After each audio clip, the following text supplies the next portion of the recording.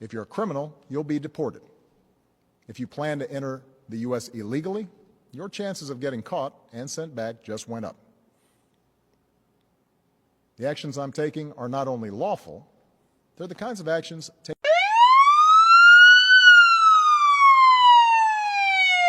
Pulling up fast behind me again.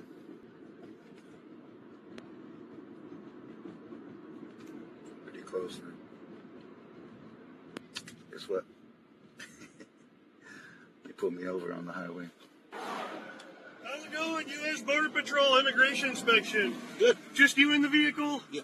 Awesome. I just didn't recognize the vehicle. You from Tucson, or you from the nation here? Over here, yeah. Okay.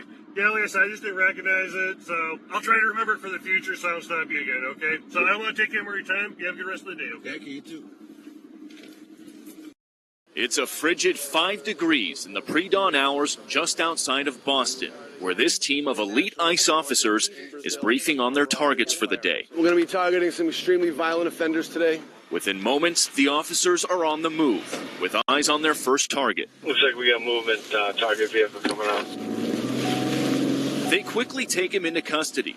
He's an MS-13 gang member wanted in El Salvador for aggravated murder.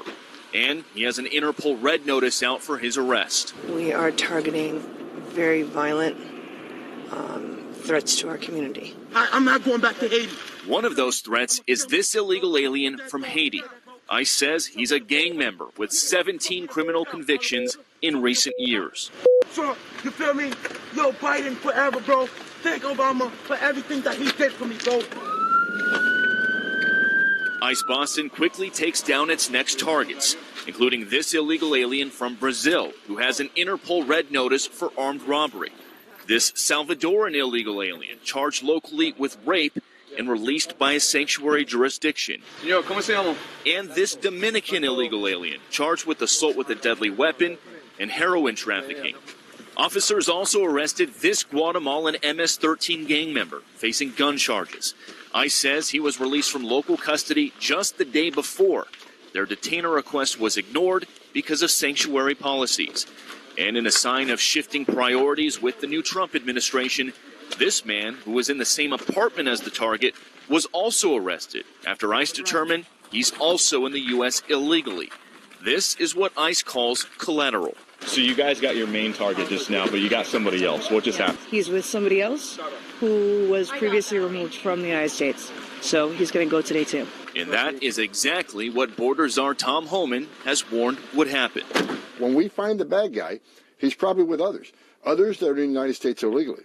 They may not be a criminal priority, but we're not walking away from them. Video, I'm curious, what do you think? I'm not going back to Haiti. Trump. Well, he's wrong. He's going back to Haiti. I tell him that.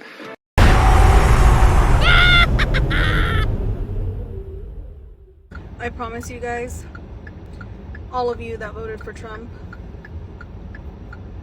you are not going to get the results you think you're going to get. Like, you think deporting all the illegal immigrants, I don't know how a human being can be an illegal on stolen land, but I digress. The crime rates are not going to go down. They're not. School shootings are not going to stop happening because that's you guys that are doing that.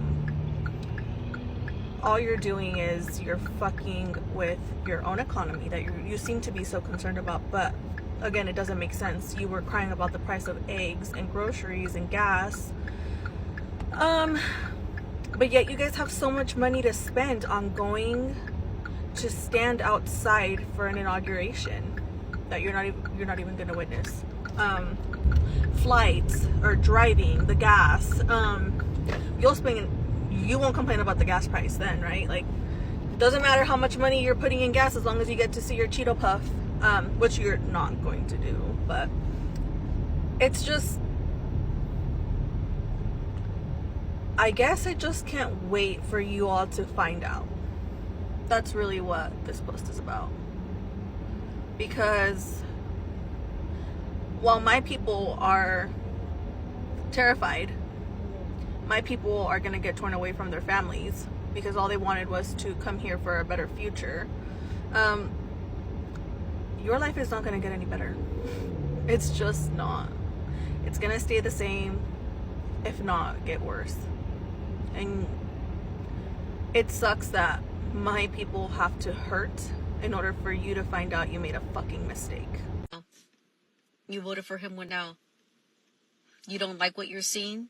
You don't like that he's not honoring the promises that he made? Now what? Now what? What can you do now? Is there anything you could do now? Well, you know what you can do for a while? You can eat shit for a while. That's what you can do. And then hopefully after you're done eating shit, you apologize to any family member or people you run into for voting against their rights, for voting against them, for not having compassion and empathy for other human beings that are your neighbors, that are working to put food on your table. They're doing all these ICE raids at people at work. Who's behind them to take that job? Who's behind them to pick that field? Who is going to replace that? You guys were bitching and crying about eggs and prices of gas.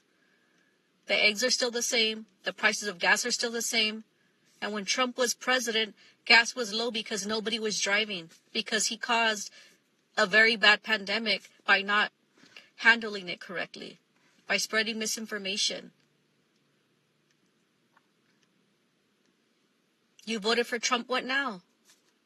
What now? What can you do? I hope that you can be an ally and a friend to somebody. If you see something, try and help, intervene. If you finally woke the fuck up and you know that you made a mistake by voting for Trump, what now? What can you do? You can do the walk. You can do the walk. You can be a shield for somebody. You can be somebody's voice.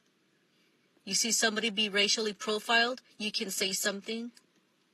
You see something in the workplace where people are talking shit in the break room about another culture or race, you can stand up and say something. That's what you can do. You can start by there. You can start redeeming yourself. And that way you have the face to stand in front of another immigrant and tell them you're sorry and really mean it.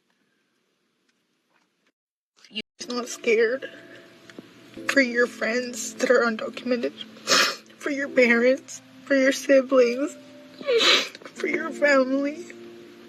How does that not bother you? How? Just tell me how. How could you walk up there and vote for him after everything he said he was going to do? You think just because you were born here, you're not gonna go through it? He doesn't like you. When are you gonna understand that? Oh my God. Like, it's so scary. It's so scary to know that just at any given moment, you can just be separated from your family. And there's nothing you can do about it. Nothing. Because it's the law. Or even you. You can go too. Who knows? Illegals in this country, people who are not invited here like I was, like my family was, when you house them in luxury hotels at a cost of $6,000 per month per room, does that help working class Americans? No. When you give health care to those very illegals, when Americans don't have the health care that they need, does that help working class Americans? No. When you provide food to illegals, and in some cases, when they don't like the food, you give them $1,000 prepaid credit cards, does that help working class American citizens? No, sir. When you give sex change operations to illegals, does that help working class Americans? No. When you offer DEI courses, and instead of being promoted based on merit, and rather you have this insane move to DEI, does that help working class Americans? No. And when you fly immigrants from foreign countries to the United States on private jets, does that help working class Americans? No. And I am very, very afraid that he might deport my mother-in-law. She entered illegally to the country, and she lives in Street 4, number 47, apartment D, New York. I am very, very concerned. That's right behind the green apartment. Yeah. I have nothing bad happened to her.